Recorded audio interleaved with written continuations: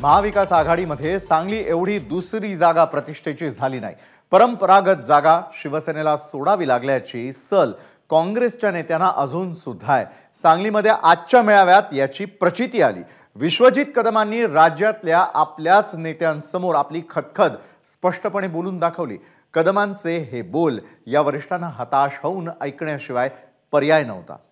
आज या जिल्ह्यामध्ये जर आम्ही काँग्रेस पक्षाचे आमदार कार्यकर्ते असेल तर किमान आम्हाला विचारायचं तरी यावेळेस आम्हाला संधी द्या हे म्हणणारे विश्वजित आणि ही सगळी मंडळी। असं होतं लोकशाहीमध्ये थोडी चाहू लागायला लागली वाटतं मित्र पक्षाने की थोडंसं काहीतरी चुकलंय। या जिल्ह्यामध्ये ज्यांनी दृष्ट लावली ही दृष्ट काढता सुद्धा येते। लोकसभा निवडणुकीच्या धामधुमीत सांगलीत झालेला काँग्रेसचा हा मेळावा प्रचाराऐवजी खदखद, दिलासा, समजूत काढणाराच ठरला। शिवसेनेच्या प्रचंड आग्रहामुळे आणि प्रादेशिक नेत्यांच्या अपयशामुळे काँग्रेसला ही जागा सोडावी लागली। स्वातंत्र्यानंतर प्रथमच असं घडलंय। ही जागा आपल्यालाच मिळावी यासाठी विश्वजित कदमांनी केलेल्या प्रयत्नांना सीमा नव्हती। सांगली, मुंबई, नागपूर, दिल्ली असे दौरे करून पक्षातल्या आणि मित्रपक्षांच्या नेत्यांना पटवून देण्याचा कदमांनी आटोकाट प्रयत्न केला, पण तो फोल ठरला। कदमांनी गेले 2 महिने दाटून ठेवलेल्या भावनांना अखेर मेळाव्यात जाहीरपणे वाट करून दिली।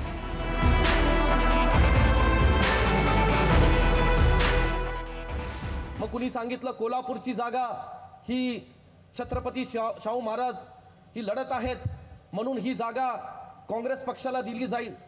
माझ्यापेक्षा तुम्ही त्याला साक्षीदार होता की ज्या राज्यांच्या नेत्यांमध्ये ही चर्चा झाली तर उघडपणे दोन्ही मित्र पक्षांच्या समोर असं ठरलं होतं की ज्यावेळेस छत्रपती शाहू महाराज कोल्हापूरची जागा लढायला हो म्हणतील ते जे पक्ष निवडतील त्या पक्षाला ती जागा देण्यात यावी। मग जर असं वरिष्ठ पातळीवर ठरलं होतं तर सांगलीचा आणि कोल्हापूरचा संबंध येतो कुठे? एक तरुण कार्यकर्ता जो कुस्तीगीर आहे, पैलवान आहे, त्याला प्रवेश केला। त्या प्रवेशाच्या वेळेसही आम्ही तुम्हाला भेटत गेलो, सांगत गेलो, आम्हाला काहीतरी थोडी काळजी वाटायला लागले, काहीतरी तो चुकीचं घडेल असं वाटायला लागलंय। तुम्ही जागृतपणे तो विषय मांडला आणि हे सगळं करत असताना अचानकपणे आदरणीय उद्धव साहेब या ठिकाणी आले आणि त्यांनी ही सांगलीची जागाची उमेदवारी जाहीर करून टाकली। असं होतं लोकशाहीमध्ये, असं होतं निवडणुकीच्या पार्श्वभूमीवर। आज या जिल्ह्यामध्ये जर आम्ही काँग्रेस पक्षाचे आमदार कार्यकर्ते असेल तर किमान आम्हाला विचारायचं तरी की काय करायचं। एक तर जागा देणं चुकीचं होतं हे आमचं ठाम मत आहे आणि या मताशी मी कधी बदलणार नाही। ठाम मत होते माझं, पण झालं काय? तुम्ही दिली नाही, मला माहितीये। आमचा कुणाचाही आरोप रोष तुमच्यावर नाही, ह्यासाठी आज तुम्हाला बोलवलं नाही। तुम्ही गैरसमज करून घालू नका की काँग्रेसच्या जिल्ह्याच्या कार्यकर्त्यांच्या समोर हा काय आम्हाला उघडं पाडतोय का नाही। तुम्ही जे केलं ते केलं, मला माहितीये, पण कोण काय करत होतं ह्याच्यावर का बारीक लक्ष नव्हतं हा माझा सवाल। कोण काय करत होतं? आज मी बोलतो उघडपणे, आमच्या सांगली जिल्ह्याच्या राजकारणामध्ये आमचं सुदैव म्हणा की आम्हाला वसंतदादा पतंगरावजी कदम साहेबांचा वारसा मिळाला, पण आमचं एक दुर्दैव पण आहे। काय करायचं? कधी कधी म्हणतात मनासारखं होत नसेल तर दृष्ट लागते। मला आमच्या जिल्ह्याला दृष्ट लागली। विश्वजित कदम आणि या जिल्ह्यातले काही तरुण नेते एकत्र आले त्याला दृष्ट लागली। परंतु एक मला आज सांगायचंय की या जिल्ह्यामध्ये ज्यांनी दृष्ट लावली ही दृष्ट काढता सुद्धा येते आणि ती दृष्ट काढण्याची जबाबदारी यापुढील काळामध्ये विश्वजित कदम घेईल। पक्ष नेता म्हणून विश्वजित कुठेही चुकले नाहीत हे राज्यातले नेतेही चांगलंच जाणून आहेत। त्यामुळे बाळासाहेब थोरात बोलायला उभे राहिले तेव्हा कदमांची हीच पोटतिडीक थोरातांनी बोलून दाखवली। आम्ही एकत्र आलो तर आम्ही सगळीकडे जिंकू हे आम्हाला खात्री आहे। फक्त यावेळेस आम्हाला संधी द्या हे म्हणणारे विश्वजित आणि ही सगळी मंडळी।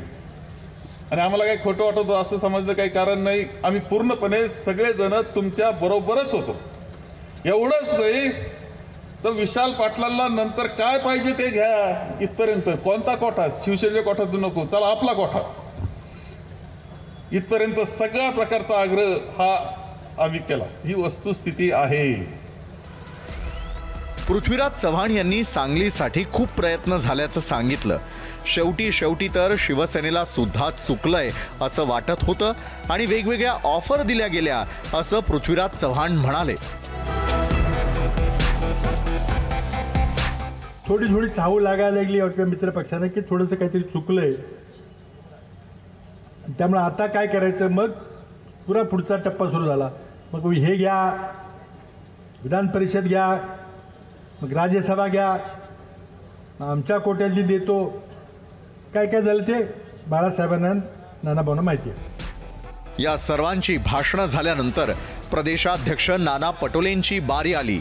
सांगलीची जागा राखून ठेवण्यातलं अपयश सरते शेवटी प्रदेशाध्यक्ष म्हणून पटोलेंचंच आहे. त्यामुळे ते काय खुलासे करतील याची उत्सुकता होती. काँग्रेस कार्यकर्त्यांना झालेल्या त्रासापेक्षा जास्त त्रास मला झाला असं ते म्हणाले. मला माहीत आहे की माझं कुटुंब, मी काँग्रेसचा राज्याचा प्रमुख म्हणून माझी जबाबदारी आहे की माझं कुटुंब एकत्रित ठेवणं. मी सुरुवातीला सांगितलं की जे दुःख तुम्हाला झालं त्याच्यापेक्षा जास्त दुःख मला झालेलं आहे.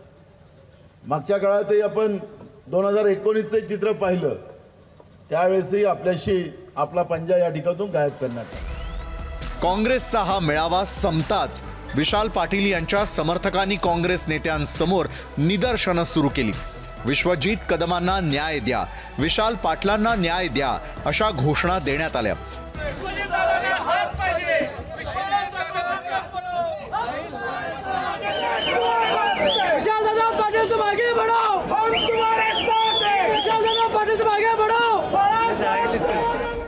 काँग्रेसच्या तिन्ही नेत्यांसाठी सांगलीची ही सल सलत राहणार हे नक्की.